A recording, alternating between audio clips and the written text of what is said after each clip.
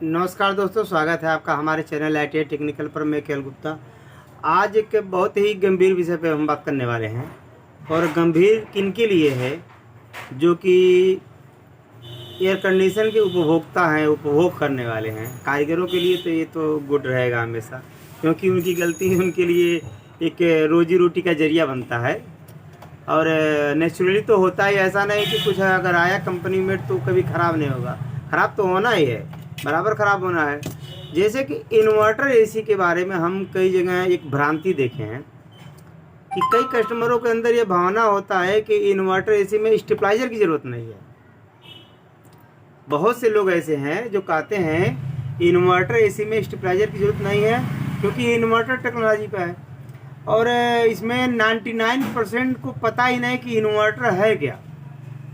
मतलब बहुत से लोग हमसे मिलते हैं कि उनको ये डाउट आता है कि इन्वर्टर से चलेगा, फिर कहा जाता नहीं है इन्वर्टर से नहीं चलेगा। तो हो सकता है कि इसमें वो क्या कहते हैं स्टेबलाइजर सेट हो, कुछ ऐसी भ्रांति बनी हुई है। तो आइए इसको हम लोग दूर करते हैं कि इसमें क्या होता है, इन्वर्टर टेक्नोलॉजी क्या है, और क्या इसको बगैर विदाउट स्टेबलाइजर चला सकते हैं कि नहीं चला सकते हैं।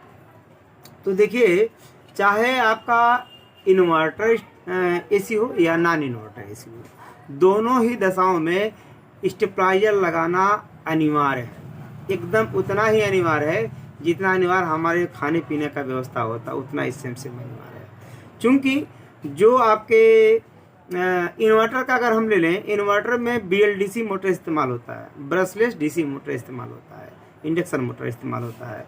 और जो हमारा नॉन इन्वर्टर है उसमें इंडक्शन मोटर इस्तेमाल होता है। रेजिस्टेंस स्टार या capacitor start, resistance capacitor start, induction motor start होता है उसमें।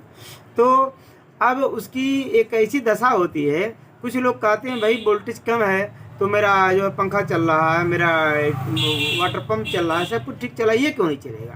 तो जो आपका एयर कंडीशन का मोटर होता है वो कुछ विशेष प्रकार का होता है। तो उससे इसका तर्क देना एकदम बेफजूल की बात है कि मेरा वो चल रहा है, ये क्यों नहीं चल रहा है।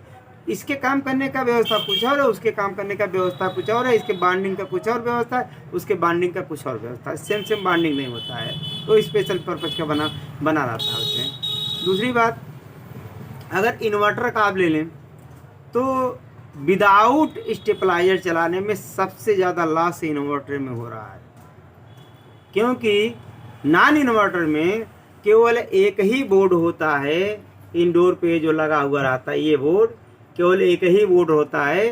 यहाँ से रिले से सप्लाई देकर वहाँ पे एक रिले लगा रहेगा, उसको ऑन कर देगा, बीच में एक रिले लगा रहता है।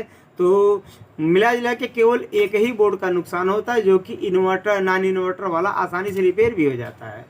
इसमें IBM भी नहीं लगा हुआ होता है। सिंपल व्यवस्था है, एक स्विच दे दिया, एक ट्रिगर पल्स निकला, रिले को ऑन कर दिया, वो सप्लाई इसको भेज दिया, अब वो ऑन हो गया आउटडोर आपका। चाहे उधर भी रिले हो सकता है, इसी से भी ऑन कर सकता है डायरेक्ट ले जाके। तो यह व्यवस्था इसमें एक हो गया। और जो इन्वर्टर है, इन्वर्टर में पूरी टेक्नोलॉजी बिल्कुल भिन्न है, अलग है।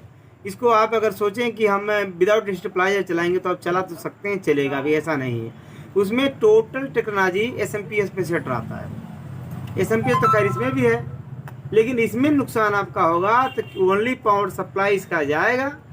इसका ज़्यादातर तो ये जो है इसका मेन CPU नहीं जाता है, रेयर चांस में ख़राब होता है कि वोल्टेज हाई लो होने के लिए, क्योंकि रेगुलेटर लगा रहता है, उसको मेंटेन कर देता है।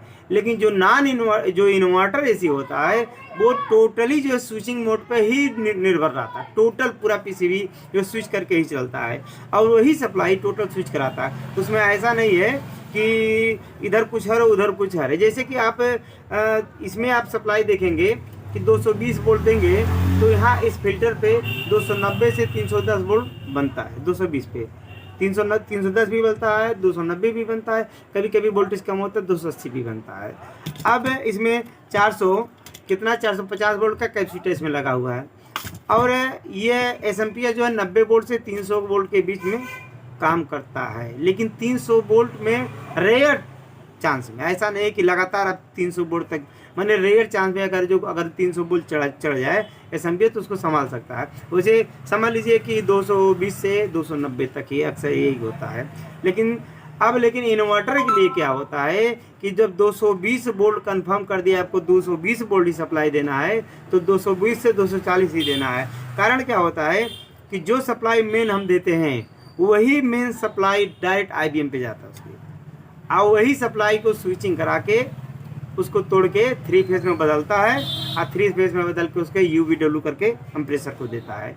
तो अगर आप अधिक वोल्टेज उसको दे रहे हैं तो उसमें कोई ऐसी टेक्नोलॉजी नहीं है IBM का कि उस वोल्टेज को कम करे, कम नहीं करेगा, केवल उसको फ्लिप फ्लॉप में तोड़ के उसको 3 फेज बना के दे देगा। तो आप अधिक सप्लाई अगर जाएगा तो अधिक वोल्टेज जाएगा इन्वर्टर AC को, कम देंगे तो कम जाएगा। तो जिस समय अधिक सप्लाई जाएगा उसी समय खतरा बन जाता है कि हमारे IBM को भ्रष्ट कर दे। और एक बार IBM आपका गया इन्वर्टर AC का, तो समझ लीजिए आप कम से कम 10,000 के चक्कर में पड़ गए।